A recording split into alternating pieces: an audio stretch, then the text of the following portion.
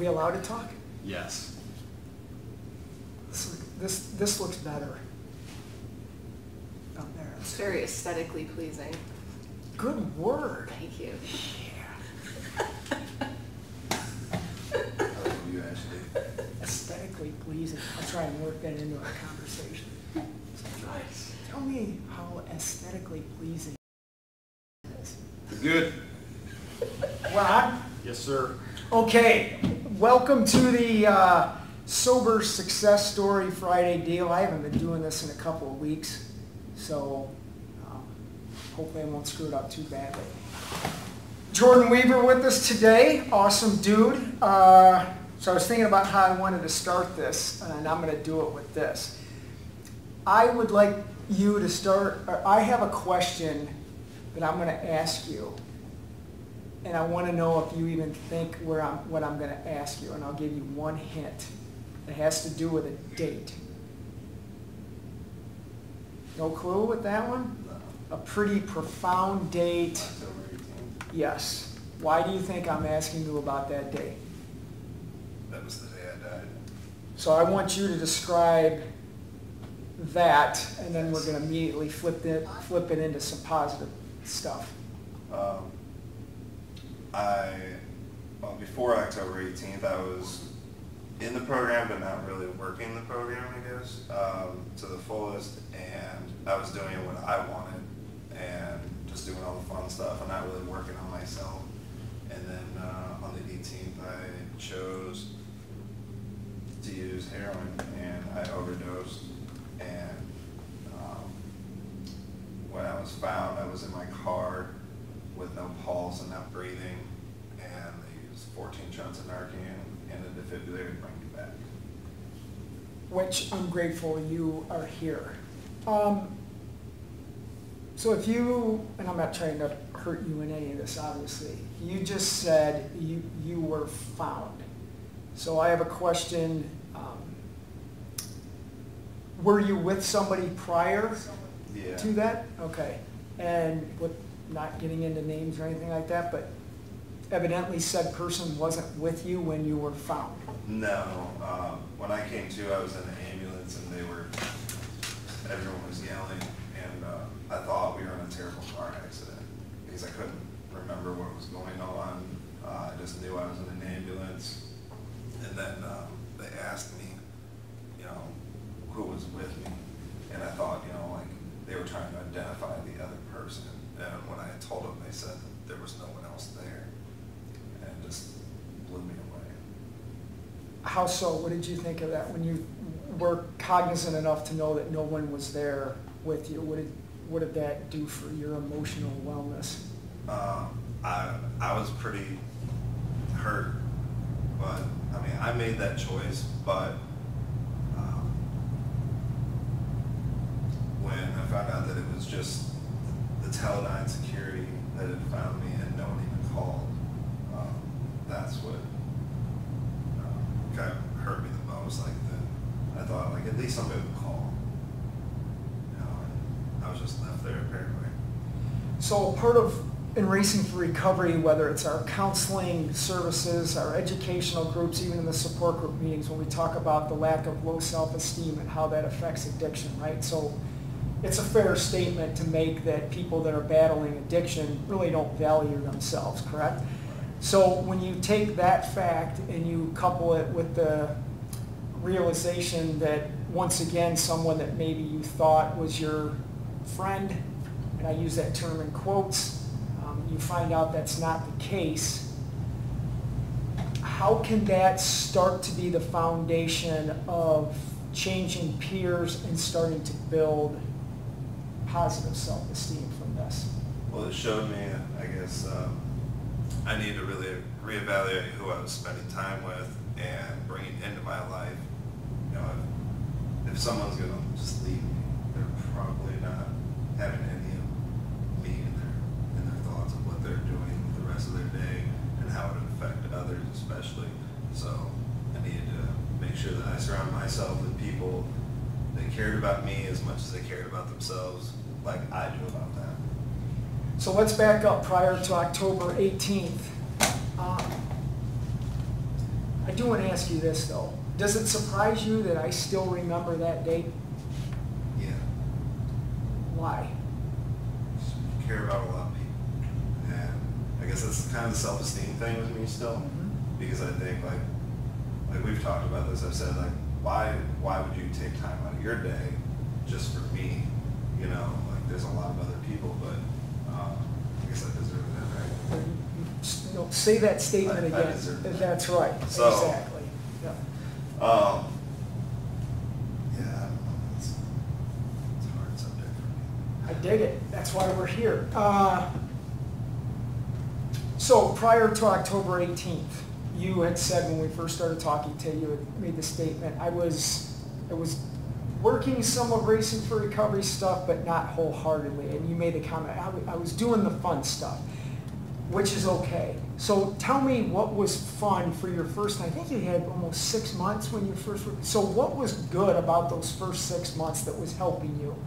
I had a lot of friends, we were going camping, you know, we were doing all that stuff that everyone wants to do, but I wasn't working on myself.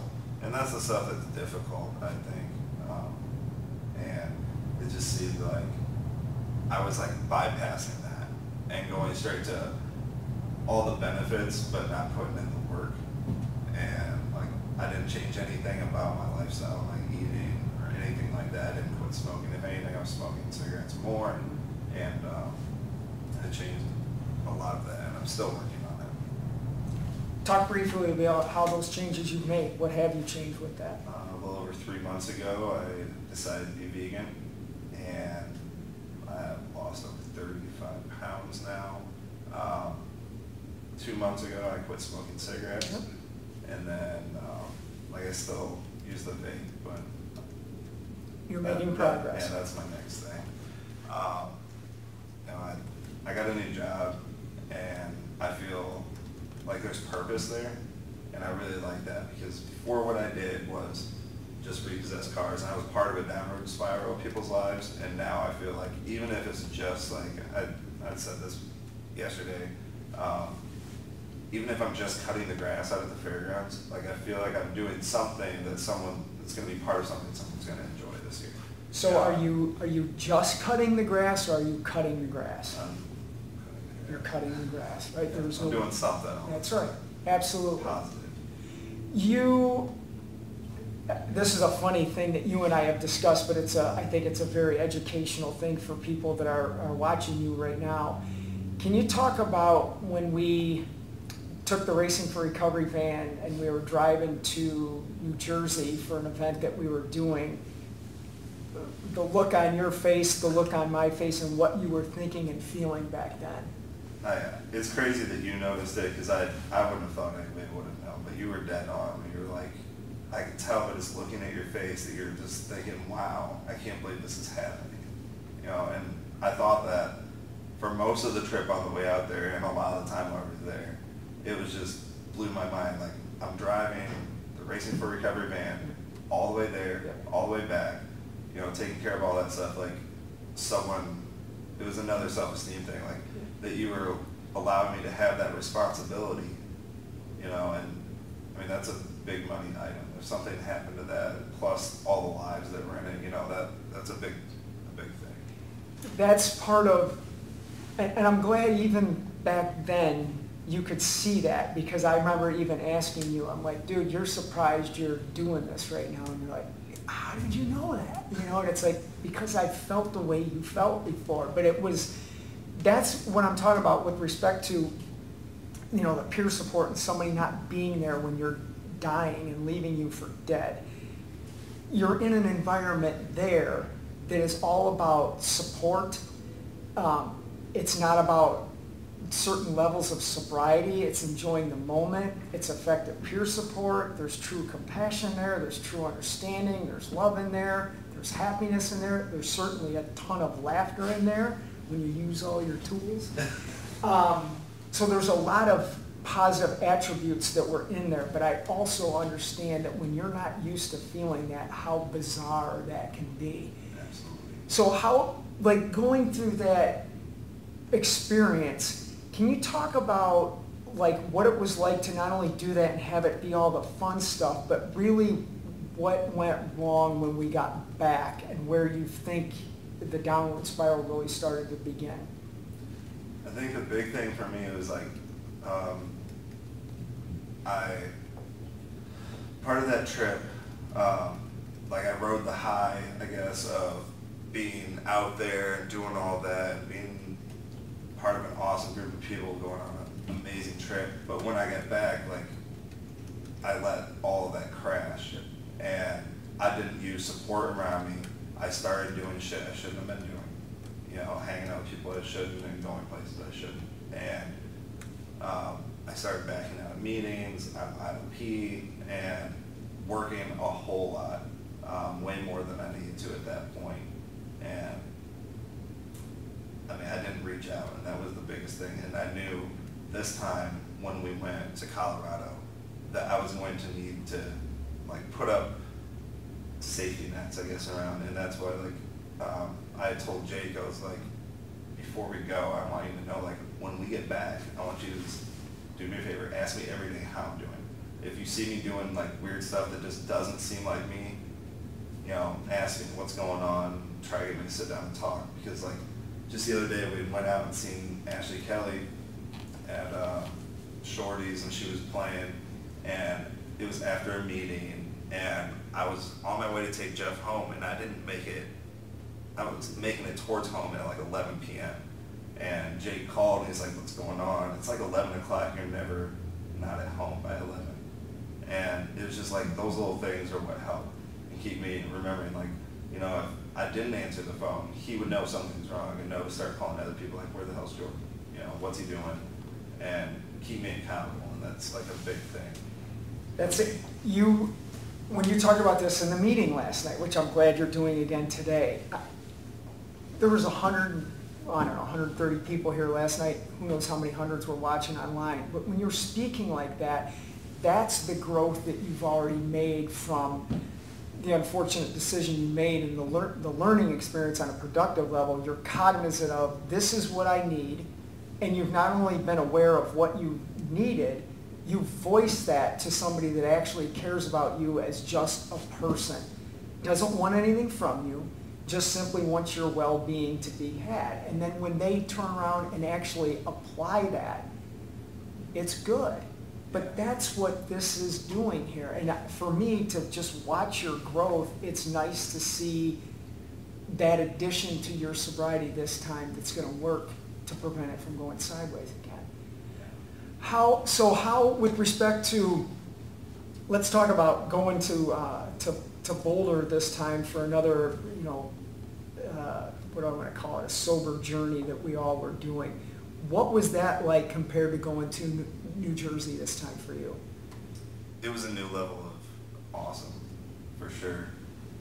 We did a lot of really cool things as a group, and I think it was a little bit better organized than when we went to Atlantic City. We had like some little hang-ups, and we had a really good time, but we kind of did a lot of things last minute. And this time, you know, we had Jesse and everybody planning stuff before we'd even left. And we did some absolutely awesome things. Some things I thought I'd never be able to do in my entire life, like such as whitewater rafting as an entire group, which was amazing. And I would have never thought like I would like doing that. That was so awesome. Water was warm, wasn't it? Yeah, a warm 37 degrees. But it was awesome. And like, I don't really feel like I got cold through the whole thing because I was so into it and just like connected with everybody. I loved that. And even when I got thrown out of the boat, you know, in the water, it didn't seem that bad. It might have been shock, I don't know. But But you hung on to your glasses. Yeah, I know. You know? I felt him hit my hand under the water. Right? And just grabbed him. But Destin pulled me back out into the boat, and we continued on from there. And then going skydiving with Jake and Brendan, that was like the very top thing on my bucket list, I guess. Like, and it was the most beautiful experience of my entire life. I've never experienced anything like that. Talk about, and this is, I'm looking around our room right now, and I see that slogan, you know, with sobriety, anything is possible. And again, for me, I love just being an active observer in the success that many people are having in our program, and watching you guys go skydiving, not succumbing to the peer pressure that you guys try to instill on me, you know, that's self-esteem, right? I'm like, I'm not doing it. But can you talk a little bit about the shenanigans and the pure laughter that was had out there and what that means to your recovery? It was constant from the moment we left. But, I mean, most of it was, you know, Brendan and I getting together, which is not always a good thing because we get pretty wild. But, like, for example, Brendan thought we should draw eyes on everything in the refrigerator. And then he came up with the idea, like, we were at Walmart to get, like, a little stick-on eyes and covered everything in the kitchen for the most part, which was great. Do you think the family has seen the new family portrait in their house yet? Oh, man. Gosh, I hope they have. Do you want to talk about that? We took a picture of all of us and then replaced one of their pictures in the frame with that photo of all of us in front of their house. So I'm pretty sure they've seen it by now, and if not, it's gonna come as a big surprise. But I mean, that's a really big part for me in staying sober. Like, I don't want to be just sober. I want to live and be happy and enjoy my life, not just go to work, go home, shower, eat, go to bed, you know, do the same thing over and over again. I expect way more out of my life.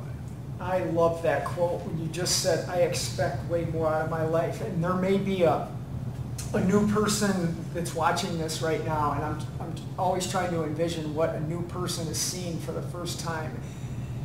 And maybe somebody is sitting there and they could be going, well, what are these guys just talking about travel? I go to New Jersey and I go to Boulder, that's what sobriety is? And it's like, that's not the only focus. It's an example of what happens when you are consistently, A, not using drugs, and B, implementing the Racing for Recovery balanced holistic lifestyle. These are opportunities that become not demanding it, but like I expect to do fun things, and that's okay in sobriety. It's not about not using drugs and being miserable, and it's certainly not about not using drugs and just sitting in a support group meeting.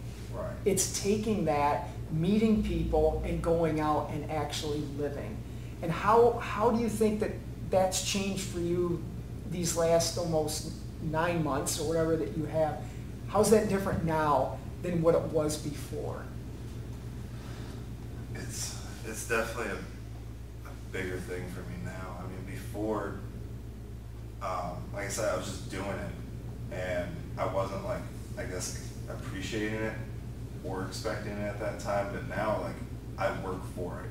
Yep. And before it was just, like I said, I worked a lot. I would just try to kill time by working. And like, if I wasn't working, I was trying to just go out and do something. And now I'm okay with the in-betweens, like being able to sit and relax, have some time for me, be able to go to my meetings, go to, you know, do whatever. If we go out to a movie on a Tuesday night, or if we go, you know, up here to the building on Saturdays, like, just, it's amazing, man. So this is another sensitive topic, but I think it would be helpful for many people. You unfortunately have a brother that's battling self-destructive behaviors. We won't be specific with certain drugs or whatever, but he's not at his best yet. Racing for Recovery, as you know, we started this first of its kind format where family members and people battling addictions have been in one environment. Now that you're on the recovery side and you've watched your brother struggle, how has that increased your empathy towards, what your mom was enduring with you that now you're having to go through with your brother?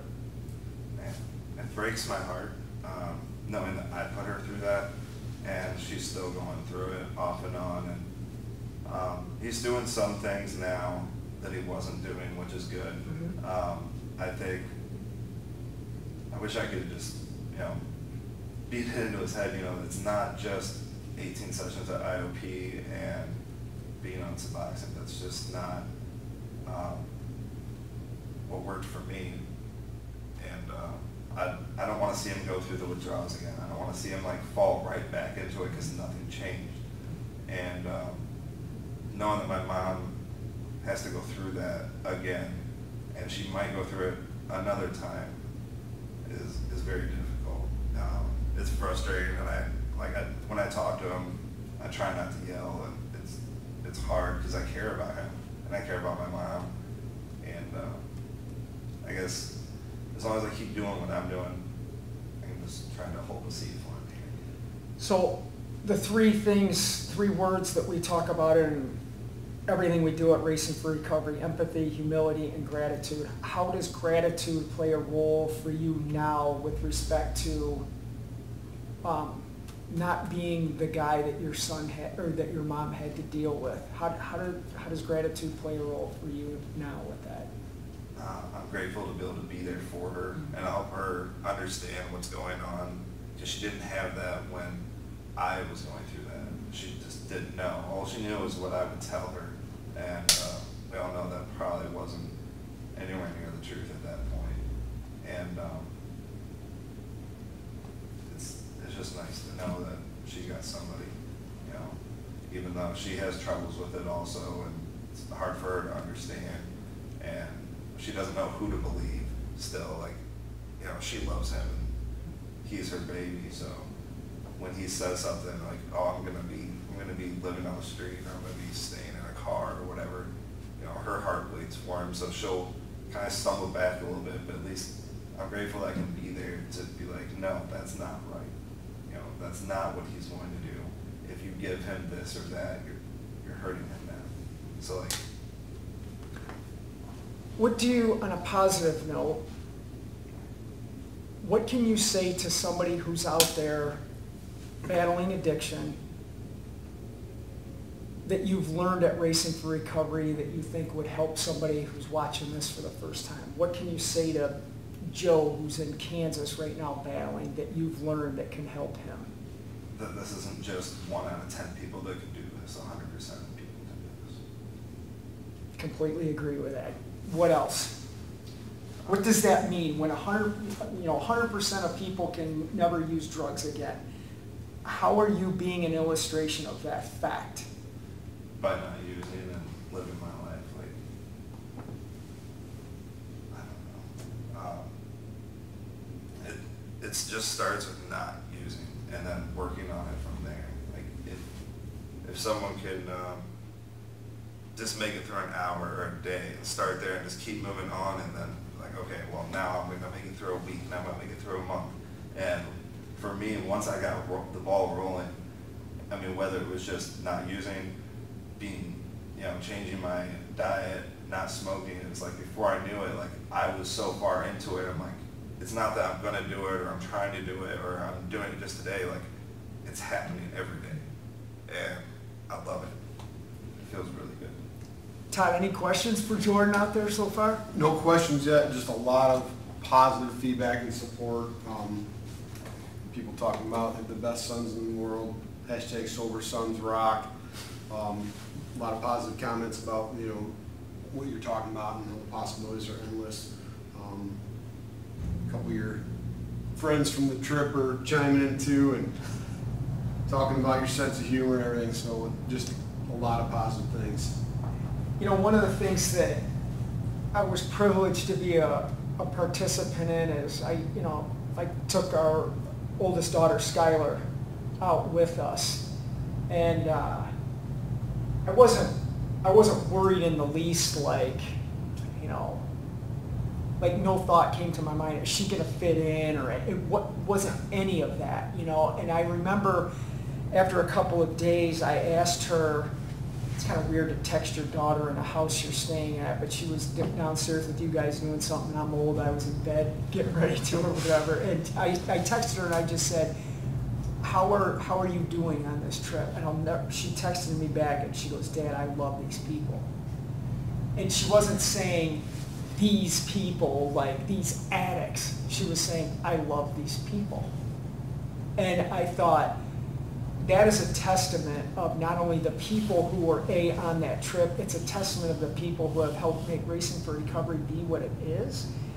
And it's a testament to her own character of there's no judgment whatsoever. It's just accepting people for who they are. She truly had, her and Allie both, had an amazing time. And so I wanted to thank you and everybody else who was on that trip with us. But what was it like for you guys to have her and Allie out there as like a normal person? I was just hoping you were gonna ask that. At first, like when I was on the way to the airport to get you guys, like it was intimidating. I thought, you know, Todd's daughter's gonna be here, and I had maybe seen her at the race in October last year, but I don't think I'd ever met her in person. And I don't know why, I was just panicked for a moment, and then when you guys got in the truck, like it was right off the bat, we were joking around and having a good time, and it was just like we were all family immediately, and I loved that. Yeah. And she gets her twisted sense of humor, and you know, it was just nice knowing that we weren't any different. We were all just people at that point, and I loved that.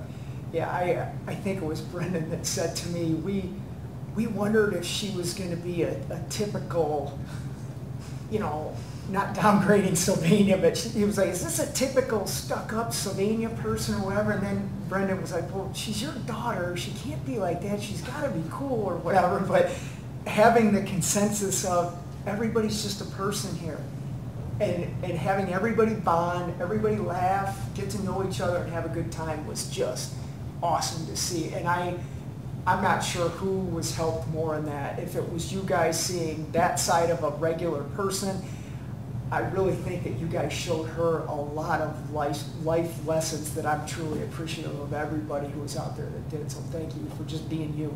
Thank you. That's part of just being your authentic self. You know, you don't have to be something you're not. You just be your normal, regular, funny self, and people dig that. That's part of growing that self-esteem, right? Yeah. Let's do this for wrapping up. Where do you see your future 6 months from now, a year from now? What does the future look like for Jordan? I want to keep moving forward. I want to eventually work for Racing for Recovery. You got to talk to him I about know. that. That's But, my boss. Yeah, that would be my main goal. I'd like to do something if the housing gets going, whether it's whatever it is, transportation, whatever I could help with here. Like, I want to be able to give back and to continue to be around all the people in the program that got me to where I'm at now. There's one word we have to change if you ever want to do that. You said you want to work for Racing for Recovery. You work with Racing for Recovery. Nobody works for me or us.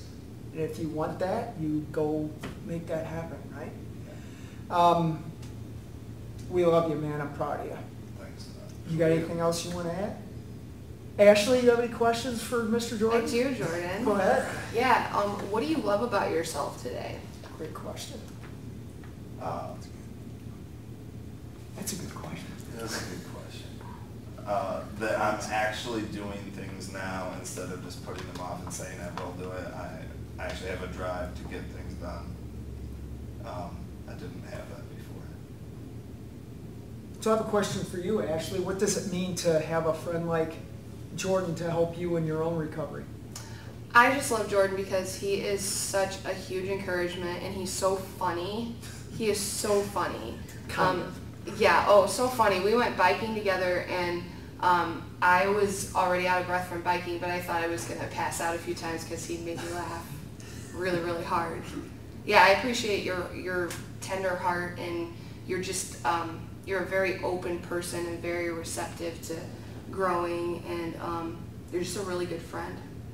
Thank you. You're welcome. Todd, any questions for Jordan on there? No questions, but just getting more positive feedback. I just want to say that people that are watching this, please share this, but also too, if you're new to Racing for Recovery and you're seeing this awesome person speak the way he is, I want people to know that, this too can be you. Sobriety is available. If whatever form of treatment hasn't worked for you or you're looking for something different, get a hold of us, contact us, and Jordan, Ashley, Todd, and everybody here at Racing for Recovery is more than willing to help you. But Thanks for tuning in, and we'll see you next week.